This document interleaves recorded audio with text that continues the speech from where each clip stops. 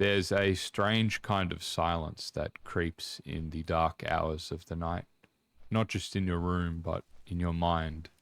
You're not tired, you're not awake, you're just there.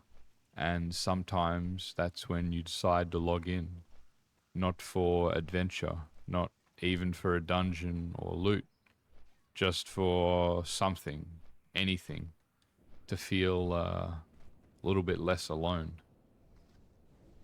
Loneliness isn't just the absence of people, it's the absence of connection. You can be surrounded and still feel completely isolated.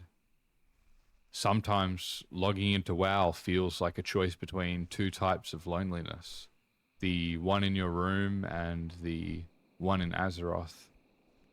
But the one in Azeroth at least pretends to have a purpose. In the real world, some aren't making progress. They're not moving forward. But in the game, they are leveling. They're progressing.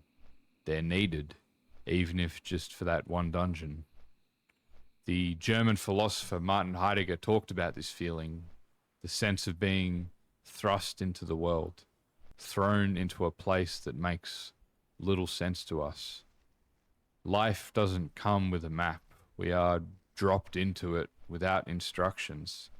And when depression hits, this lack of direction and meaning can weigh very heavily on the ego, like you are stranded in the world with nothing more to do.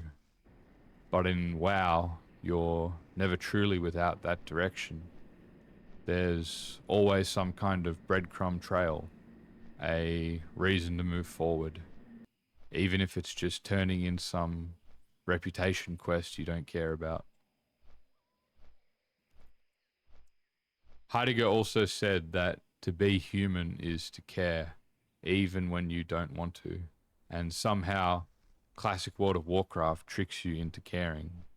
You care about your pass, your rotation, your guildmates, your priority in the loot council, whether or not you've been mentioned in the Night Slayer Discord. You care about whether you can aura farm in Stormwind with the gear from said loot council.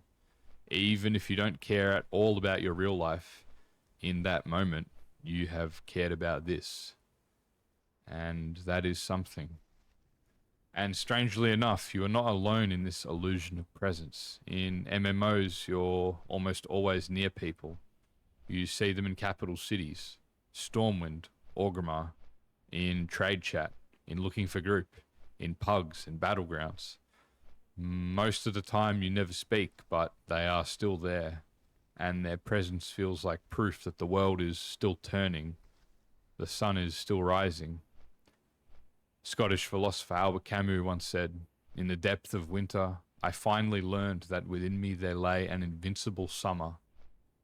For some of us, that summer comes in the form of dailies and raid nights, moments of meaning, however small. Camus further wrote about the absurd, the idea that humans crave meaning in a world that refuses to give it.